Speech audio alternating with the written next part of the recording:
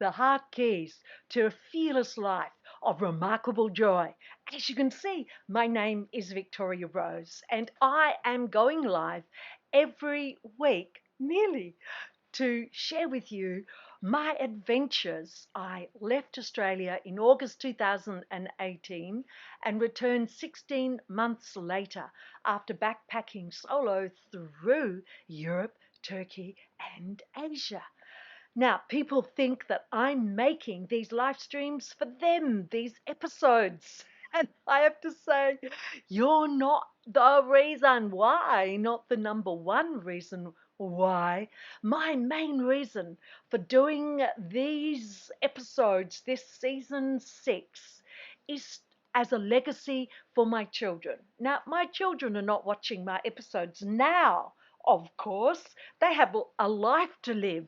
Like the whole world's turned upside down, and they have to learn how to survive in the upside downness of the world right now. But when I'm dead, when I'm no longer here, I can prove to them that I did live before I died, and they'll have access to my YouTube channel. You came to, just go and check it out. Search for Victoria Rose Solo Travel and you'll find me. Now, I have this beautiful timepiece today. Don't you think it's just amazing? This timepiece is connected with the heart key that I will be sharing with you at the end of the episode, just like I do at the end of every episode. And those heart keys are my way to support you to live that fearless life of remarkable joy. Who wants that? Yes, well, step by step, inch by inch, or you can just decide to live that kind of life now.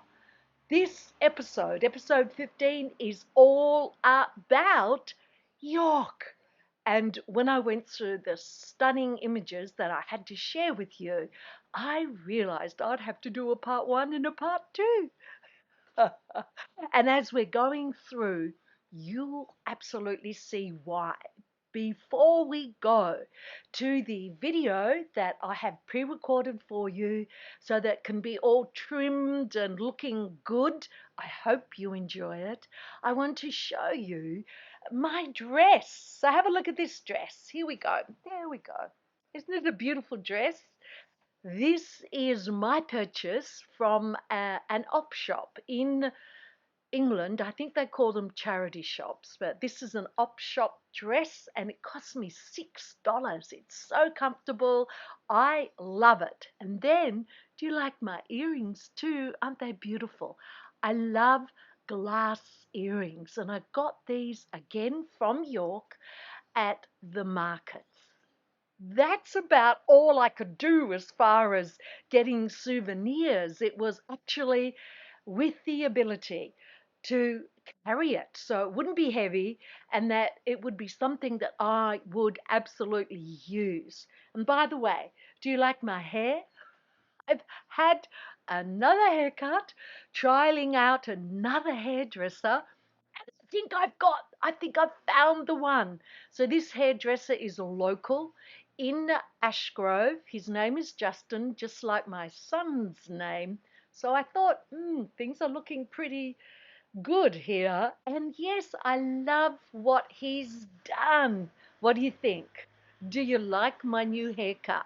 I'm pretty happy with it. Mind you, I did go in with the idea of coming out with blue hair or purple hair, but I soon realized I'm not ready for that yet. And possibly you wouldn't have been either. Why have I got this marvelous timepiece? I'll say it again. It's because the heart key for this episode involves time. So, are you ready for your, let me have a look. the next one. Here we go. Enjoy York Part 1. This is Season 6, Episode 15, Back to the UK Part 1. Here I am at Pooler Airport, and I jumped on that plane, flew all the way across to Manchester. When I got to Manchester, I jumped on a train all the way to York, and when I got to York, I jumped in a taxi and went to a fabulous place to meet my new hosts in Heworth. Heworth. Still can't get it right. Here is York, the county town of the historic county of Yorkshire, built by the Romans in 71 AD and captured by the Vikings in 866 AD. Each year, York gets 7 million tourists, but clearly not in 2020.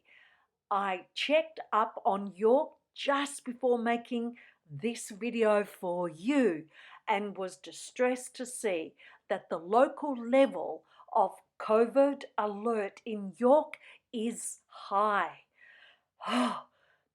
Selfishly, all I can say to myself is, thank goodness I visited York in 2019. Otherwise, I wouldn't be able to make this video for you. And here are my fabulous hosts. These guys are in my top 3. I totally loved these hosts. They were caring, they were fun, they were considerate, and they really loved how I was able to help them with building a business on social media. It was really good to stay with them. They lived in a street that looked just like this. Here I am coming out the door, turning to the right, as I did nearly every day. And why did I do that? Because I am walking to my York office, to number 3 Heworth. I think that's how you're supposed to say it. And it was not even a 3-minute walk from where I was staying. And I sat there. Apparently in York, they boast that they have the fastest internet in Britain, and they certainly had a lot faster internet than anywhere I've been to so far in Australia. But of course, no Australians are surprised to hear that, are they? What a fabulous time I had here. I stayed here for 2 months. The first month was as a volunteer, and the second month was house sitting whilst my hosts went to their home in Spain. So many British people just have that home somewhere in Europe. And I loved it here. It was a fabulous time. I did have a little bit of a chuckle though. I thought I'd finished with Google Translate, but so many times I couldn't understand a word the people in York were saying. It's a definite accent. Another thing I loved about being here was it was not even a 20-minute walk into the city. Here we have the Roman walls that surround the city of York. I walked the 3.4 kilometre circle a number of times. A sheer delight to walk around and to see all the beauty. Such a picturesque city. If ever you have the opportunity, if any of us ever get the opportunity, and you're in the area in Northern England, then I recommend you go and check out York. Around the city walls, there are 4 of these gatehouses, which are called a bar. There are 4 of them. This one was the one that I came to most often, Monk Bar. It's a 4-story gatehouse. It's the tallest and most elaborate of the 4 gatehouses. Why did they have the gatehouses? Well, because they needed to extract tolls. Yes, even then. They also needed to restrict travel, and these bars were used as defensive positions as well. So when you walk around the walls, you just see the most beautiful sights. And here we have the iconic York Minster. There in the background, the Gothic cathedral that I showed in my very, very first image. And what a beautiful image this one is. This is Gray's Court, York, and you can stay here. You can go out into the gardens and have yourself a cup of tea or coffee or a wine, whatever really works for you. But I just love this place. And I knew I was going to be there for 2 months, and I said to myself, one day I'll go there and I'll just sit out there and have myself some afternoon tea. But did I do it? No. Time goes by so quickly. But it was with absolute delight that I am able to show you this beautiful image that I just took with my humble iPhone 6S. I've got a long way to catch up to those iPhone 12s. Beautiful things to see around York, and obviously a heap of history. So here we have Clifford's Tower. This is the last remaining piece. These ruins are all that remain of the actual royal castle. In 1190, 150 Jews and Jewesses who were besieged by a mob sought protection in the royal castle in the keep. Sadly, a wooden keep. But what did they do? They chose to die at each other's hands rather than renounce their faith. The wooden keep was burnt down. It's not pretty. Again, another beautiful old home. This one is called Treasurer's House, and as you can imagine, there has to be some ghost stories here, right? A plumber working in the basement of Treasurer's House reported that he saw a whole Roman legion, soldiers marching through the basement. And it was only later that someone said, well, yes, there's an ancient Roman road underneath where this house was built. There are other ghost stories, and you just have to have them, don't you? I also like this rather severe looking building, the Magistrates' Court. And of course, I guess it has to be severe and still striking. Many people riding their bikes, beautiful flowers abound. I just loved York. I'd like to think I'll go back there one day. I'm just not sure. There are so many other beautiful places to see. But if you're in York, you sure as heck have to go to the Shambles. The Shambles is a rather remarkable place.